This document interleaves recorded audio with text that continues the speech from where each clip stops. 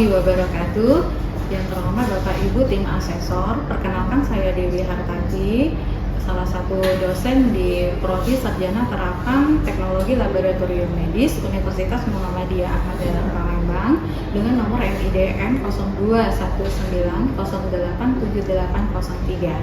Video ini dibuat untuk melengkapi persyaratan mengikuti seleksi sertifikasi dosen di tahun 2025. Pada kesempatan ini, mata kuliah yang saya ambil sebagai contoh video pembelajaran adalah mata kuliah K3 dan Pasien Safety. Mata kuliah ini merupakan salah satu mata kuliah penunjang dari mata kuliah inti di Prodi D4 TLM dengan bobot 2 SKS, terdiri dari 1 SKS teori dan 1 SKS praktek yang dilaksanakan pada mahasiswa semester 1. Kegiatan pembelajaran dilaksanakan secara langsung 16 kali pertemuan dengan rincian 14 kali perkuliahan dengan tatap muka, kemudian 2 kali evaluasi, ujian tengah semester dan ujian akhir semester.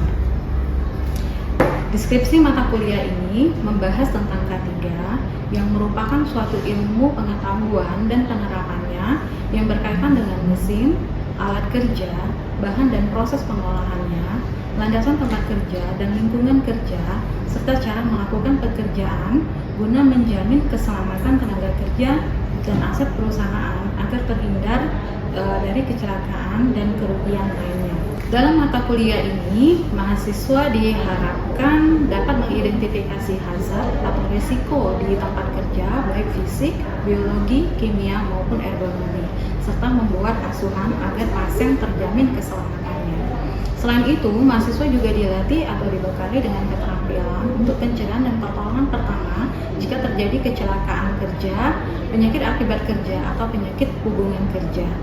CPMK pada mata kuliah ini meliputi 1. Menjelaskan tentang konsep dasar kesehatan dan keselamatan kerja, 2. Menjelaskan prinsip program dan kebijakan pelaksanaan K3, yang ketiga menjelaskan perundang-undangan K3, 4. Menjelaskan sistem manajemen K3, yang kelima menjelaskan pengorganisasian K3, yang keenam menjelaskan tentang standar pelayanan K3, 7. Limbah medis dan non-medis, 8. Bahan berbahaya dan beracun, 9. Desinfeksi dan dekontaminasi, 10. Penerapan K3 di laboratorium medis.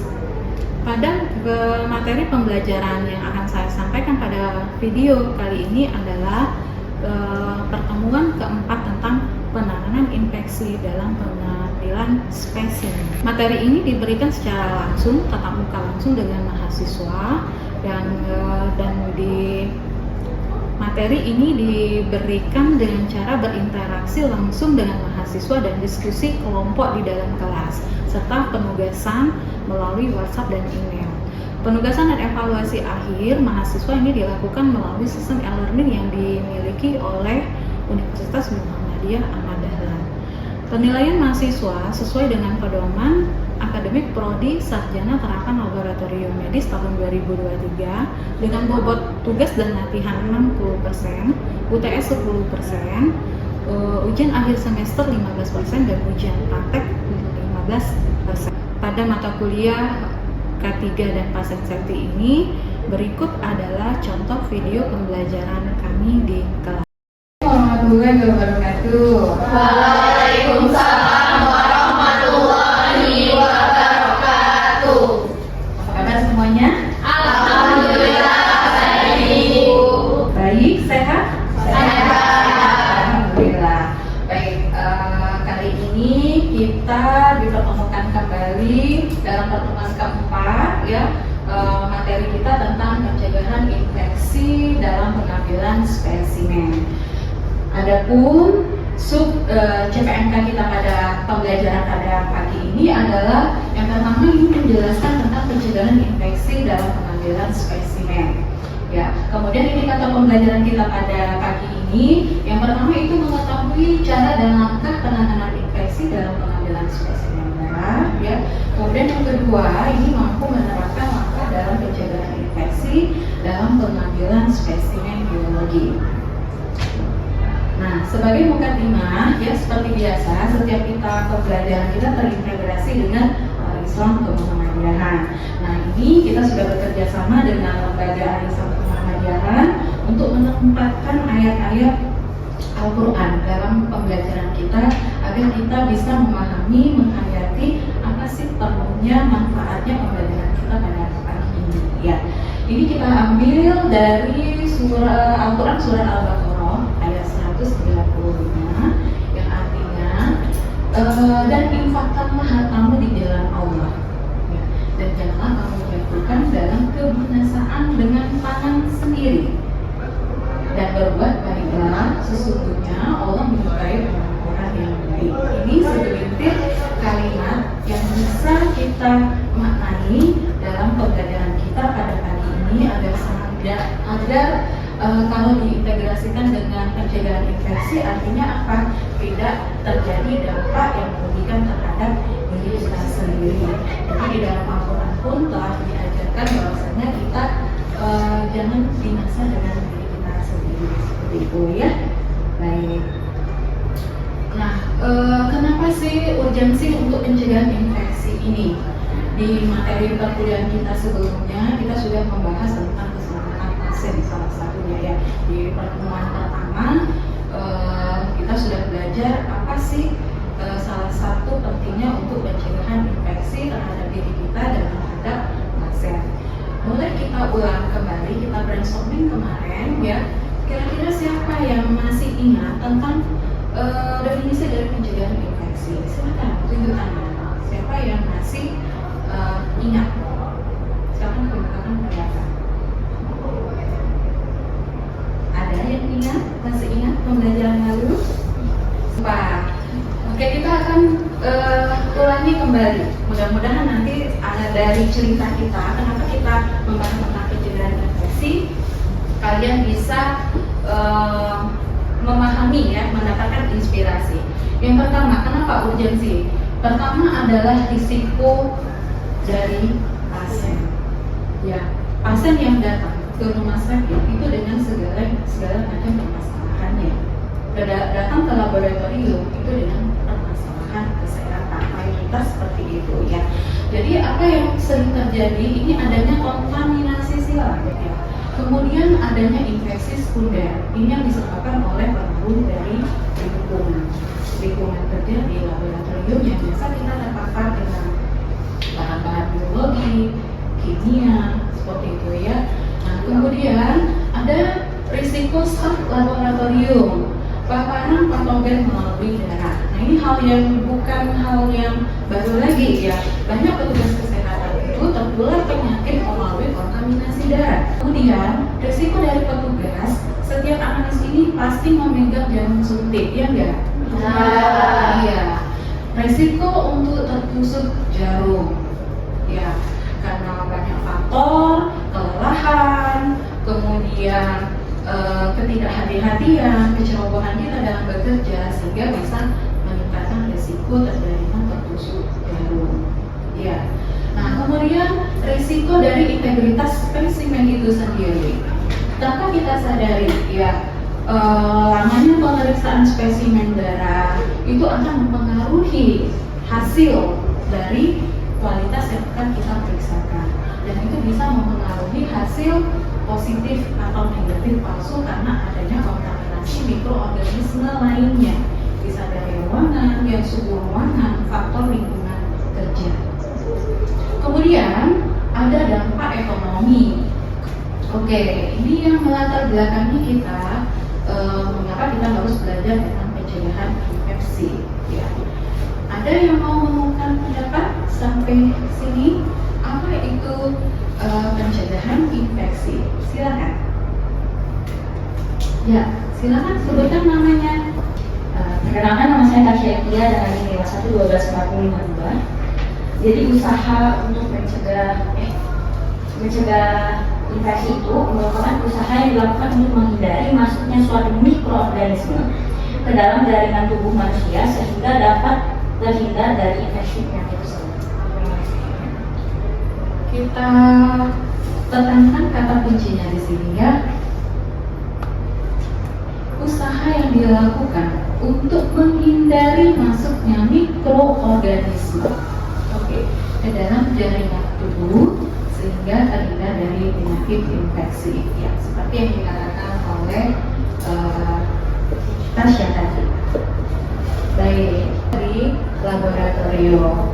Nah, untuk pencegahan infeksi ini yang paling utama ini adalah kebersihan tangan. Ini harus sudah ada gambar tangan ya. Di tangan ini sudah ada macam-macam bakteri atau mikroorganisme. Jadi kalau kita lihat di sini ya, dari macam-macam kuman yang ada di dalam tangan kita ini, artinya tangan ini merupakan transmisi kuman patogen yang paling sering terjadi di rumah sakit. Kita kadang-kadang menganggap oh ini tidak terlalu kotor setelah bersentuhan misalnya dengan pasien, tidak terlalu kotor nih, tidak terlihat kotor ya, padahal si kuman ini memang tidak terlihat dan dia tidak bersuara ya, tanpa sadar misalnya kita memegang hidung ya, kemudian menggaruk-garuk atau memang membersihkan muka, menyentuh muka, nah itu tanpa kita sadari itu bisa menjadi transmisi mikroorganisme lain untuk menjadi sumber infeksi bagi kita berbagai kesehatan. Ya, jadi hati-hati sekali terutama di sela-sela jari dan ujung-ujung jari ya, antara pertemuan daging kita ini dengan kuku itu banyak terselip kuman-kuman ya. Jadi kenapa kebersihan tangan itu sangat penting sekali. Oke, ya. Kemudian selanjutnya dari WHO ya, ini ada 5 momen kapan kita harus melakukan kebersihan tangan. Ya. Yang pertama itu sebelum kontak dengan pasien. Jadi tadi sudah disebutkan bahwasannya kita harus bekerja sesuai dengan SOP. Sebelum bersentuhan dengan pasien kita harus melakukan cuci tangan. Itu yang disarankan oleh WHO. Lakukan cuci tangan sebelum bertemu dengan pasien. Kemudian ya, sebelum melakukan tindakan ke pasien. Kalau sudah di awal baru mau masuk ke ruangan pasien ya sudah ya kita melakukan cuci tangan. Ketemu dengan pasien kita mau melakukan tindakan boleh diulangi dengan yang berbasis alkohol ya setelah memakai APD. Kemudian yang ketiga ya, setelah terkena cairan tubuh. Di laboratorium cairan tubuh selain darah ada apa saja? Urin, kemudian ada feses, sputum, ya itu merupakan spesimen infeksius ya, yang kita mewajibkan kalau bersentuh dengan cairan tubuh manusia kita wajib untuk cuci tangan. Kemudian yang keempat setelah kontak dengan pasien ya, itu sudah jelas. Kemudian yang kelima ini setelah kontak dengan lingkungan pasien ya. Jadi kalau kita masuk ke ruang rawat inap misalnya ya, atau ke ruang IGD itu kita sudah wajib untuk mencuci tangan. Ini untuk kewaspadaan dalam pencegahan infeksi. Nah, kebersihan tangan ini ya ada 2. Yang pertama dengan hand rub. Hand rub ini dia berbasis alkohol ya, dengan waktu 20 sampai 30 detik.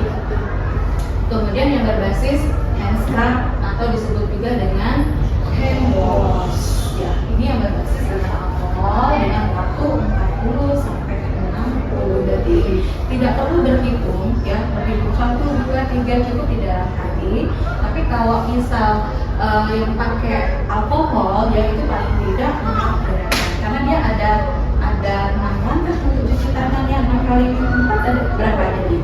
Sekitar 24. Jadi itu sudah memenuhi standar 20 sampai 30 detik ya. Kapan digunakan hand rub ya? Sebelum dan sesudah kontak dengan pasien ya. Kemudian tidak menyentuh cairan tubuh manusia dan tangan terjelas tidak terlihat kotor. Jadi walaupun tidak terlihat kotor, kalau kita sudah masuk ke 5 momen tadi kita wajib mencuci tangan, boleh menggunakan hand rub yang berbasis alkohol ya. Kemudian kapan kita akan menggunakan hand scrub ya, ini sebelum dan sesudah kontak dengan pasien atau tangan sudah terlihat jelas-jelas kotor ya, dan setelah menyentuh cairan tubuh pasien, ya, darah, urin, ataupun yang lainnya.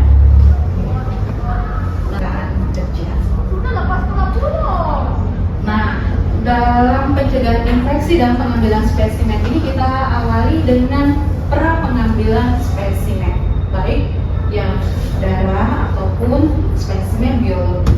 Yang pertama itu dengan kebersihan tangan. Ya, kita praktekkan cara mencuci tangan ya dengan menggunakan hand scrub ya, alkohol.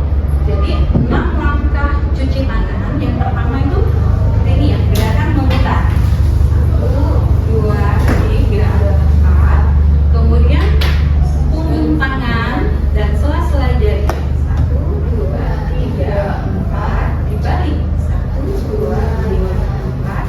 Kemudian tangannya menutup sela-sela jari ya dengan 4 gerakan. Kemudian saling mengunci. Kemudian ujung jari ya, kanan dan kiri. Kemudian terakhir adalah gerakan memutar dengan 4 kali gerakan. Selesai. Itu yang berbasis alkohol. Ya, jadi sebelum pengambilan spesimen kita wajib untuk melakukan cuci tangan agar terhindar dari infeksi. Kemudian memakai APD ya pasti. APD-nya harus lengkap. Ya. Kemudian persiapan lokasi pengambilan spesimen itu sendiri. Kalau untuk spesimen biologi, contohnya apa? Misalnya sputum, ya kan? Tempatkan pot sputum itu di dalam tempat wadah yang aman, ya, yang mudah dijangkau, dan jangan lupa di situ beri label, ya, pelabelan pada botol sputum ataupun tabung, ya, itu meliputi apa saja? Nama pasien, nama garis, ya, kemudian nomor medis, ya, kalau di rumah sakit. Jadi 3 itu komponen itu harus ada di pelabelan agar tidak terjadi kesalahan dalam pemeriksaan, ya. Kemudian kalau untuk spesimen darah ini untuk pencegahan infeksi, ya, kita bisa mendesinfeksi lokasi yang akan diambil darah. Misalnya ada vena cuviti dengan gerakan melingkar, ya, dengan berbasis alkohol selama 30 detik baru diambil spesimen darahnya, ya. Nah, kemudian dibiasakan dalam pengambilan spesimen darah, ya, posisi jarum itu berada di bawah, ya, pada saat memasukkan ke dalam tabung. Oke, nah ini beberapa insiden yang terjadi, ya, di laboratorium. Yang pertama mencuci jarum, kemudian terpapar bahan infeksius, ya. Nah, akibatnya apa? Kita tertular penyakit virus ataupun kuman patogen, ya. Pengendaliannya adalah pengelolaan limbah. Jadi kita harus bekerja sesuai dengan SOP. Pada saat melakukan tindakan di laboratorium, ya, ini kan perihal limbah biasanya sepele, ya, tapi limbah ini bisa menyebabkan infeksi silang, ya, infeksi nosocomial. Jadi harus ditempatkan kepada limbah infeksius yang benar. Kemudian melakukan pekerjaan di laboratorium sesuai dengan SOP. Perhatikan SOP-nya. Jangan bekerja sebelum kalian membaca SOP yang ada di dalam ruangan laboratorium, ya. Kemudian sterilisasi dan desinfeksi tempat bekerja, ya, menggunakan desinfektan yang sesuai dengan cara yang benar. Kemudian kebersihan diri petugas, tetap cuci tangan. Apapun kondisinya, kita harus mencuci tangan. Kalau tidak, kita akan diskusi, ya. Nah, ini kita akan membagi. Di sini sudah ada mejanya, ada 5. Berarti kita ada 5 kelompok. Ibu akan membacakan soal kasus, ya. Soal kasus, seorang ibu membawa formulir pemeriksaan ke laboratorium.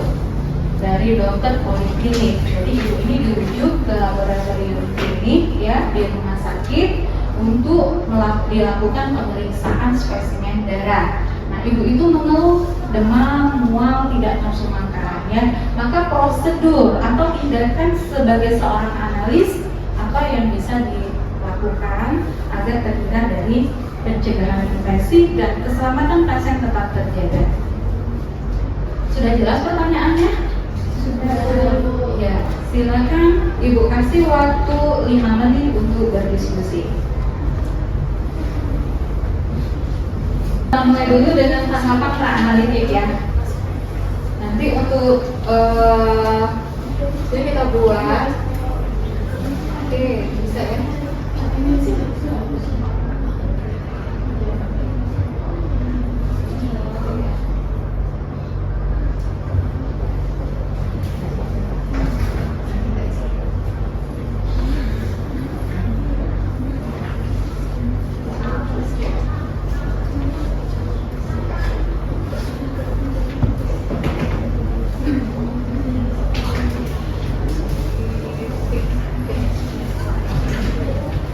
Jadi diskusi kelompoknya nanti kita akan mencakupin pencegahan infeksi mulai dari pra-analitik, analitik, dan pasca analitik. Masing-masing kelompok bisa menyuarakan kira-kira dari kasus tadi ya. Pra-analitiknya yang pertama yang dilakukan apa? Silakan. Kelompok berapa? Kelompok 5.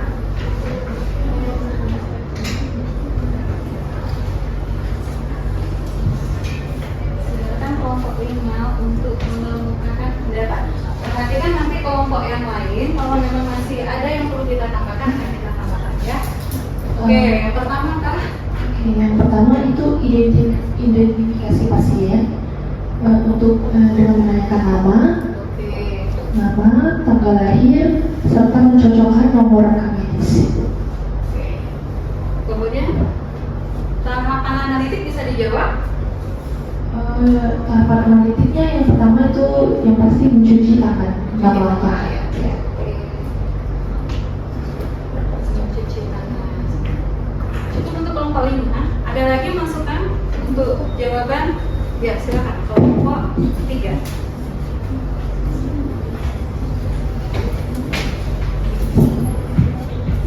Maju aja.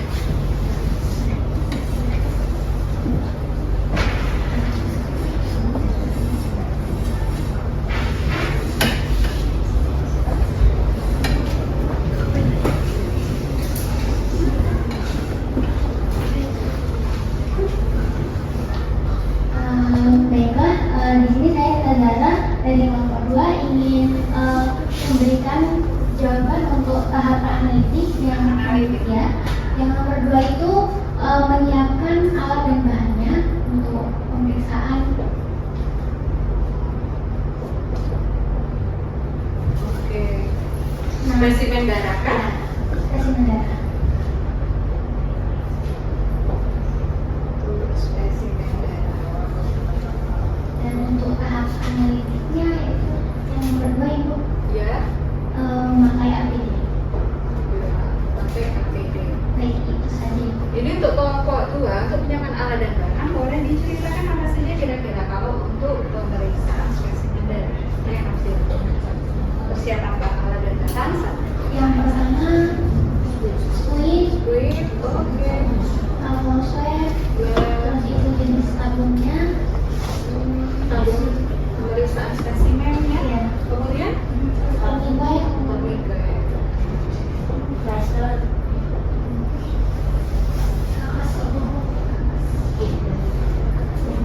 Tourniquet, kemudian plaster. Ini untuk tahap pra-analitik menyiapkan alat dan bahan. Ya, udah dapat ini yang untuk pemeriksaan spesimen darah. Ada lagi? cukup Ibu. Cukup. Kelompok lain ada lagi? Silakan.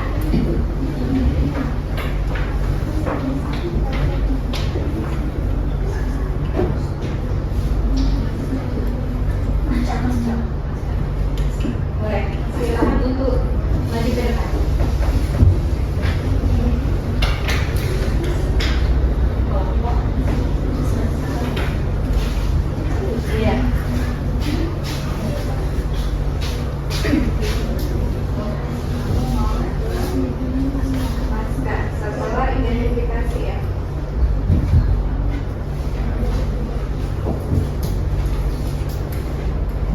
Baik, saya Tiara Salvia, mewakili kelompok 1 ini tanggung jawab yang pasca analisis. Pertama yaitu mengkonfirmasi kembali data pasien seperti menanyakan nama pasien, tanggal lahir, dan jenis pemeriksaan pada format. Konfirmasi ya. Kemudian menyerahkan hasil pemeriksaan ke pasien atau ke keluarga untuk diserahkan ke dokter yang merujuk. Dengan tanda terima ya untuk menyerahkan hasil. Ada lagi?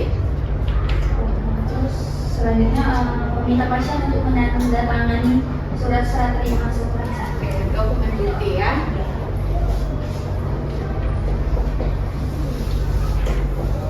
Oke. Sudah cukup untuk pemeriksaan? Ya. Ada lagi? Kelompok selanjutnya? Kelompok apa? Silakan.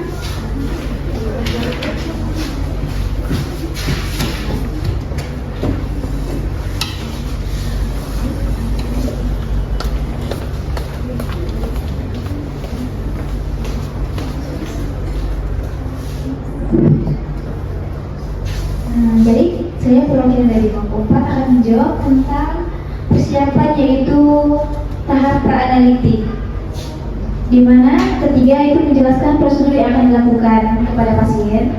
Oke, menjelaskan prosedur. Dan tahap analitiknya yaitu melakukan teknik disinfeksi menggunakan kapas alkohol atau dengan teknik melingkar pada area yang akan ditusuk. Teknik desinfeksi. Cukup? Cukup. Ada lagi yang kasih masukan atau dari hasil diskusinya? Cukup ya? Oke, dari diskusi ini kita baru membahas tentang yang spesimennya darah. Ya. Kalau nanti spesimen biologi apa kira-kira yang akan disiapkan? Por, ya, por yang sudah harus ada labelnya. Ya, oke. Kalau nanti selesai perkuliahan kita pada hari ini, ya. Terima kasih sekali lagi, Ibu Akhiri. Oh iya, kita nanti ada penugasan untuk materi selanjutnya. Materi selanjutnya itu sesuai dengan RPS yang diupload melalui e-learning, kita akan mempelajari tentang alat pelindung diri, ya. Dan ini sebelum kita akhiri, ya, tugas kamu adalah mencari mencari literatur tentang alat pelindung diri beserta fungsi APD. Terima kasih sekali lagi Ibu Akhiri dengan Assalamualaikum warahmatullahi wabarakatuh. Waalaikumsalam warahmatullahi wabarakatuh. Terima kasih, Bu. Demikian video pembelajaran ini kami ajukan untuk sebagai salah satu persyaratan sertifikasi dosen di tahun 2025. Terima kasih. Mohon perkenannya untuk dijadikan pertimbangan oleh tim asesor. Saya akhiri dengan mengucapkan Assalamualaikum warahmatullahi wabarakatuh.